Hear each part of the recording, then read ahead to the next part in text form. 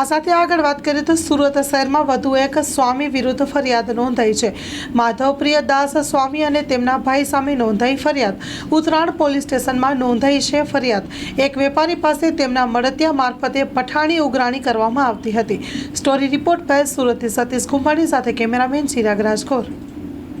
આ કામના ફરિયાદી દિલીપભાઈ કાનાણી જે છે તે લેબ્રોન ડાયમંડ મશીન બનાવવાનું કામ કરે છે।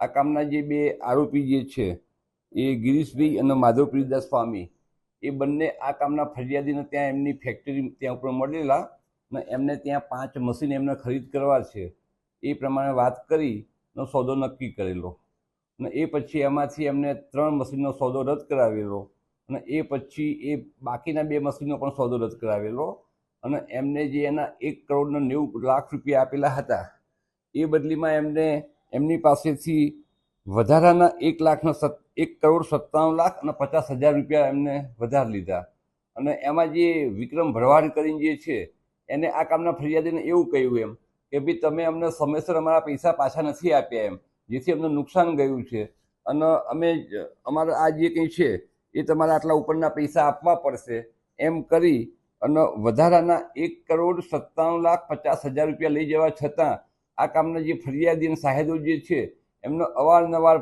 ધમકી આપતા ટાંટિયા ભાગી નાખવાની, મારી નાખવાની, જેથી આ કામના ફરિયાદીએ ઉત્તરાયણ પોસ્ટીમાં ફરિયાદ આપતા ગુનો રજીસ્ટર કરવામાં આવેલો છે અને આ કામે એક આરોપી ગિરીશભાઈ ભાલારાનો અટક કરવામાં આવેલા છે। સાહેબ, આ આરોપીમાં કોણ કોણ છે, તેમનું બેકગ્રાઉન્ડ શું છે?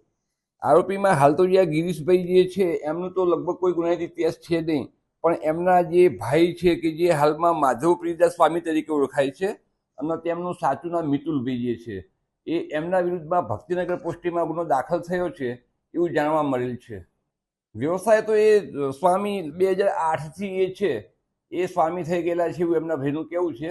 અવારનવાર એ કે મને મળતા અને આજ છેલ્લે ગૌશાળામાં મળેલા અને એ વખતે આ મશીન લેવાની વાત થતાં અમે બંને ભાઈઓ ભેગા થઈ અને આ કામના જે ફરિયાદી જે છે એમના કારખાના ઉપર ગયેલા।